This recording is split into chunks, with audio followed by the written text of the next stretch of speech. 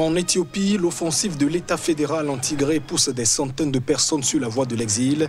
Principale destination le Soudan, le Haut Commissariat des Nations Unies pour les réfugiés tire la sonnette d'alarme. Au Ghana, le procureur anticorruption a jeté l'éponge. Martin Amidou accuse le chef de l'État, Nana Akufo-Addo, d'ingérence politique dans son travail. Les précisions dans un instant.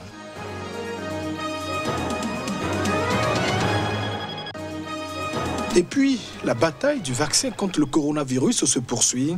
La Russie a fait la promotion de son remède au cours d'un sommet virtuel ayant réuni ce mardi les 5 pays du BRICS.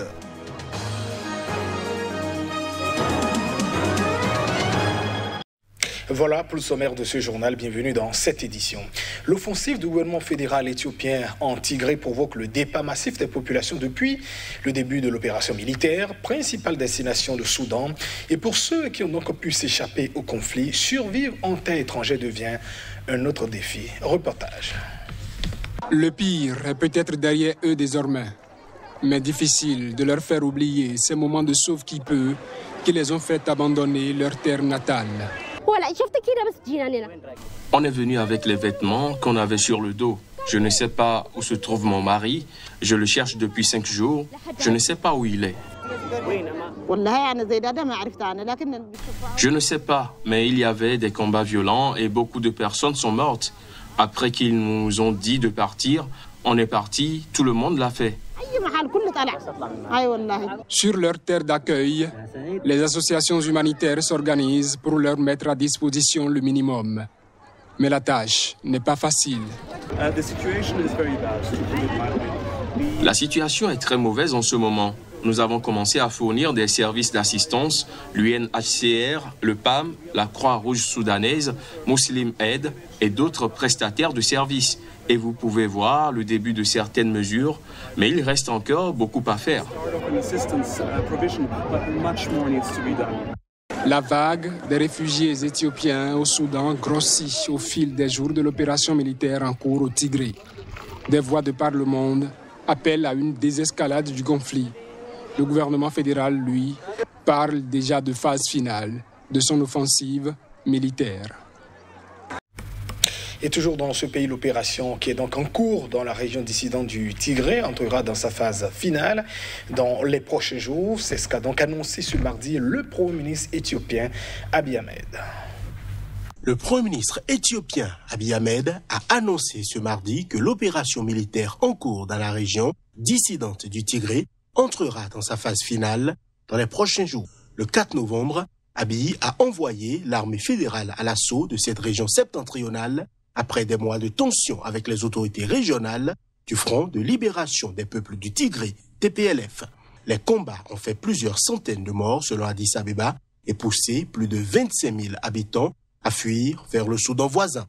Vendredi dernier, Abiy Ahmed assurait que les forces du TPLF étaient à l'agonie et avaient appelé leurs soldats à se soulever et faire défection au profit de l'armée fédérale dans les 2 ou 3 jours suivants. Cette échéance de 3 jours donnée aux forces régionales et aux milices du Tigré pour se rendre à l'armée fédérale au lieu de rester des jouets aux mains de la junte cupide, a écrit ce mardi le Premier ministre sur son compte Facebook. Il a salué ceux qui, parmi ses troupes, ont utilisé ce délai sans donner de précision. Mais le président du Tigré, Debretsion Gebremichael, a déclaré ce mardi que le gouvernement et le peuple du Tigré tiendraient bon, signifiant ainsi que les combats allaient continuer. Cette campagne militaire ne peut pas être terminée. Tant que l'armée des envahisseurs est sur notre terre, le combat va continuer. Ils ne peuvent pas nous faire taire par la force, a-t-il dit. Le président du Tigré a également affirmé qu'une frappe aérienne avait visé lundi Mekele, la capitale régionale, tuant et blessant des civils. Mardi, Addis Abeba a démenti dans un communiqué cette information, affirmant que ce raid avait visé des cibles cruciales du TPLF à l'extérieur de Mekele. La nouvelle fait grand bruit dans le pays. Le procureur anticorruption du Ghana a démissionné ce lundi, 3 semaines de l'élection présidentielle. Martin Amidou accuse notamment le chef de l'État Nana Akufo-Addo d'ingérence politique dans son travail. L'ancien procureur général a affirmé qu'il restait convaincu qu'il n'était plus en mesure d'exercer en toute indépendance son travail dans une lettre de démission adressée au président et rendue publique. Vous avez à tort pensé que je pourrais exercer ma fonction de procureur spécial comme votre caniche, a-t-il écrit dans sa lettre. Cette démission intervient avant l'élection présidentielle du 7 décembre prochain. L'actuel président Nana Akufo-Addo, candidat à sa réélection, affrontera l'ancien chef d'État John Mahama dans un scrutin qui s'annonce serré. La nomination de Martin Amidou par le président Akufo-Addo en février 2018 avait suscité l'espoir au Ghana, pays considéré comme un modèle de démocratie en Afrique de l'Ouest, mais où la corruption demeure un problème persistant. Amidou accuse notamment le président d'avoir tenté de lui faire enterrer un rapport explosif concernant une société offshore créée par le gouvernement pour gérer les redevances minières du pays, premier producteur d'or en Afrique.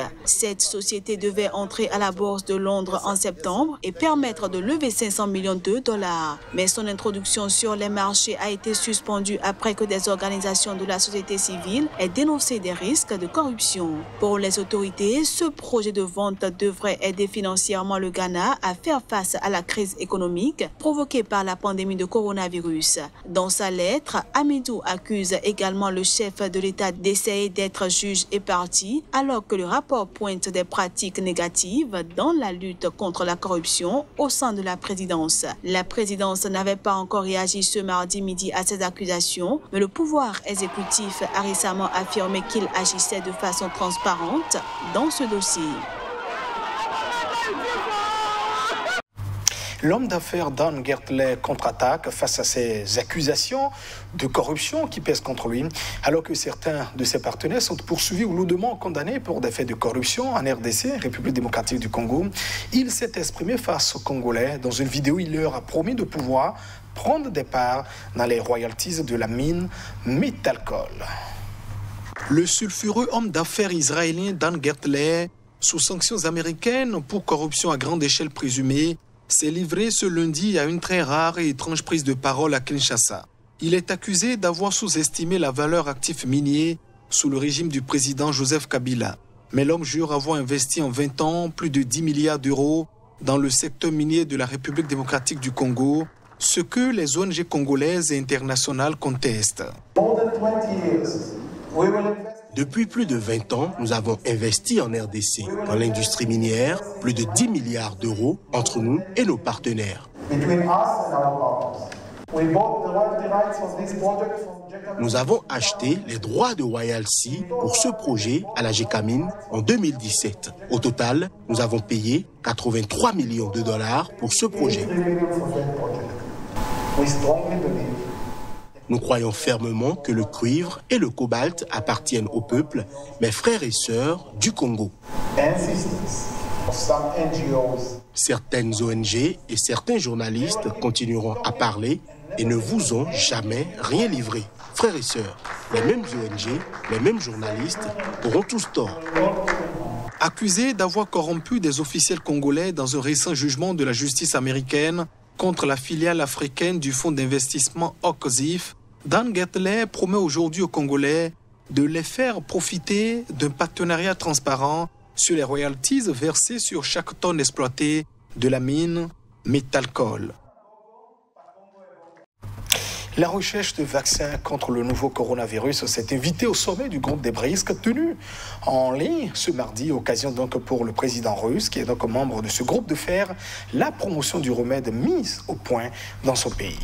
Mettre en place un centre de développement et de recherche sur les vaccins, c'était déjà un projet suggéré entre les BRICS, le Brésil, la Russie, l'Inde, la Chine et l'Afrique du Sud. L'apparition du coronavirus actualise ce projet et lors de ce sommet en ligne, le président sud-africain le rappelle. La situation actuelle démontre la nécessité d'accélérer la mise en place du Centre de développement et de recherche sur les vaccins des BRICS en Afrique du Sud, comme convenu dans la déclaration de Johannesburg en 2018. Saisissant la balle au bon, le président russe proposera à ses pairs du groupe le vaccin russe. Des vaccins russes existent, ils sont efficaces et sûrs. La question qui reste est celle de leur production de masse. Il est important ici de conjuguer les efforts pour la production de masse de ces produits pour leur circulation civile.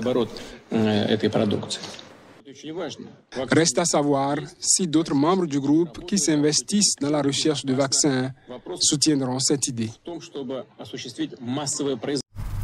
Le ministre tunisien du Tourisme, Habib Amar, a annoncé ce lundi quelques assouplissements et aides financières pour tenter de limiter l'effet dévastateur des restrictions liées à la pandémie du coronavirus sur le secteur crucial du tourisme dont les revenus ont chuté.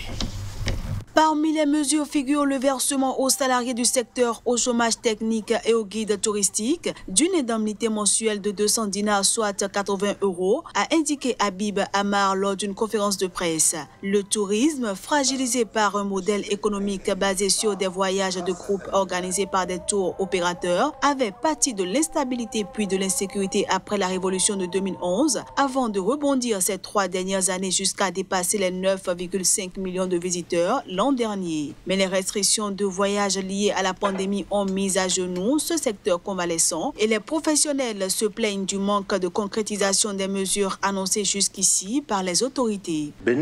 Concernant les revenus du tourisme, ils ont diminué de 62%, 61,7% pour ceux qui aiment la précision. Le nombre de nuitées touristiques a connu une diminution de 80,5%. Il y aura plus de souplesse dans l'application du mécanisme garant de l'attribution de prêts bancaires au profit des entreprises touristiques. Nous allons autoriser les touristes qui viennent faire du camping dans le désert en respectant l'application du protocole sanitaire pour les touristes et en restant en voyage organisé.